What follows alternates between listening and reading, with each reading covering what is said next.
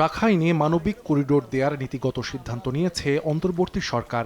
এ নিয়ে রাজনৈতিক অঙ্গনেও শুরু হয়েছে আলোচনা।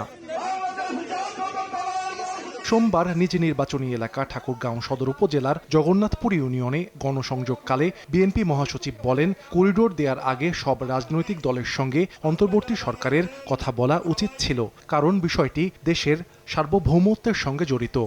অনেক বড় সিদ্ধান্ত। এই সিদ্ধান্তের সঙ্গে আমাদের স্বাধীনতা, সার্বভৌমত্ব এবং ভবিষ্যতে এই অঞ্চলের শান্তি স্থিতিশীলতা জড়িত আছে। সরকারের উচিত ছিল, দায়িত্ব ছিল এই বিষয়টা নিয়ে সমস্ত রাজনৈতিক দলগুলোর সঙ্গে কথা বলা। এটা কথা না বলে তারা এককভাবে সিদ্ধান্ত নিয়ে আজকে এই হিউম্যানিটেরিয়ান প্যাসেজ বলে তারা জায়গা দিচ্ছে। মির্জা ফখরুল সতর্ক করে বলেন, সংঘাতে জড়িয়ে আরেকটি গাজা হতে চায় না বাংলাদেশ।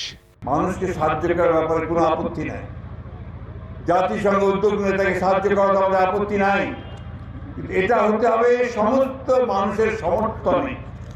আমরা আরেকটা গাজায় পরিণত হতে চাই না, আমরা আরেকটা যুদ্ধের মধ্যে জড়াতে চাই না।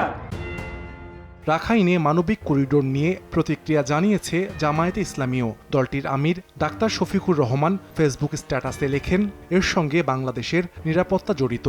বিষয়টি স্পষ্ট নয় উল্লেখ করে সরকারকে সবকিছু পরিষ্কার করার আহ্বান জানান তিনি। সাহাল আব্দুল্লাহ আলভি, সময় সংবাদ।